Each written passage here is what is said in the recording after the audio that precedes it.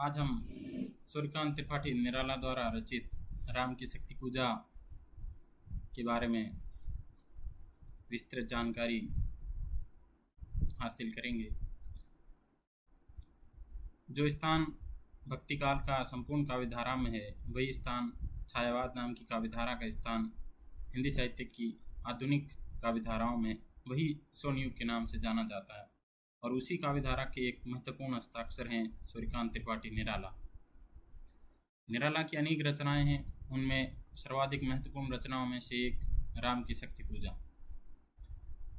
ये कविता यूँ तो राम के प्रति कई काव्य लिखे गए हैं और अलग अलग रूपकों के माध्यम से राम की भक्ति और शक्ति का वर्णन है, लेकिन ये कविता निराला ने इस कविता के माध्यम से स्वयं के जीवन को, भारतीय समाज और भारतीय संस्कृति को, इन सभी बिंदुओं को इस कविता के माध्यम से गहराई से उजागर किया है। निराला का संबंध पश्चिम बंगाल से रहा।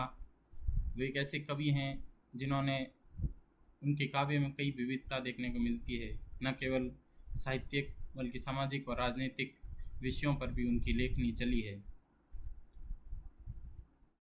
राम की शक्ति पूजा की कविता की बात की जाए तो एक मुक्त छंद की कविता है और निराला मुक्त छंद के लिए जाने जाते हैं। जिस हिसाब से निराला ने साहित्य में जो अन्य बंधन थे उनको तोड़ा, उसी हिसाब से उनकी कविता ने भी बंधन, छंदों के बंधन को तोड़ते हुए मुक्त छंद में अपनी कविता रची।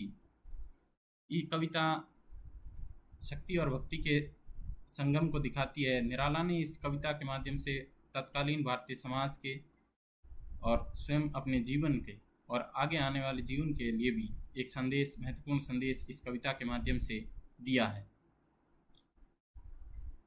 इस कविता ये प्रतीकात्मकता के महत्व को उजागर करती है। कविता 3 प्रतीकात्मक बिंदुओं पर लड़ती है। एक, स्वयं निराला के अपने जीवन के संघर्षों को दिखाती है।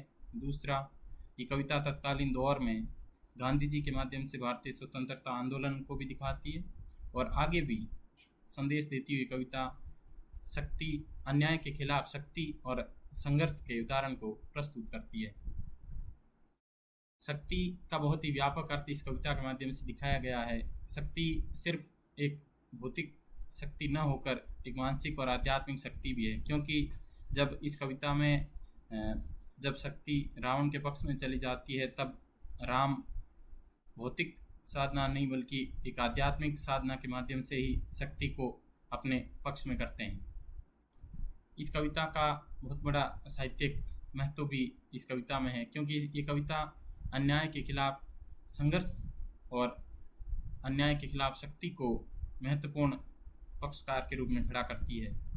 ये कविता अब तत्कालीन समाज को भी इस कविता के माध्यम से, क्योंकि इसमें राम प्रतीकात्मक रूप से गांधी जी के प्रतीक हैं और जो रावण है वो अंग्रेज़ों के रूप में दिखाया गया है। और ये आज भी है कि अन्याय के खिलाफ शक्ति और साहस को प्रदर्शित करती है। कविता वर्तमान दौर में भी बहुत बड़ी प्रासंगिकता इस कविता की है।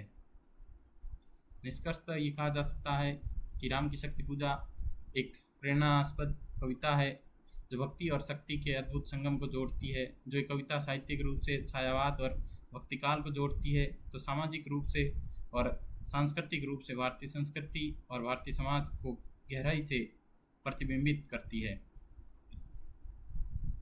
इस कविता के बारे में जैसे और भी आपके जीवन पर पड़ने वाले इसके प्रभावों के बारे में क्या राय है, और इस कविता की प्रासंगिकता, जैसा कि मैंने जिक्र भी किया, इस कविता की प्रासंगिकता आज भी कायम है, क्योंकि कविता जिन मूल्यों को लेकर चलती है वो मूल्य